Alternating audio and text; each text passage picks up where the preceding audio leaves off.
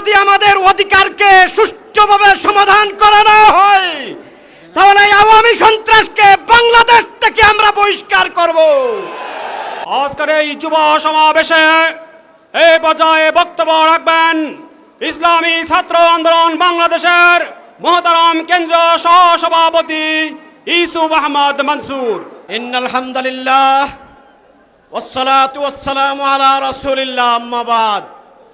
প্রিয় সংগ্রামী যুব বন্ধুগণ, আমরা ছাত্ররা সরকারের কাছে একটা যৌক্তিক দাবি করেছিলাম, কিন্তু সরকার প্রধান সেই যৌক্তিক দাবির মধ্যে তিনি তার হাতকে রঞ্জিত করেছেন।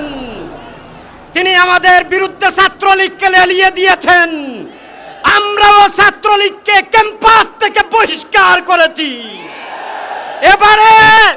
এবারও যদি আমাদের অধিকারকে সুষ্ঠুভাবে সমাধান করা না হয়, তাহলে আওয়ামী সন্ত্রাসকে বাংলাদেশ থেকে আমরা বহিষ্কার করব। এই উদাত্ত আহ্বান জানিয়ে মুহতারাম আমিরের হাতকে শক্তিশালী করার জন্য সকল সংগ্রামে সহযোগী হবেন।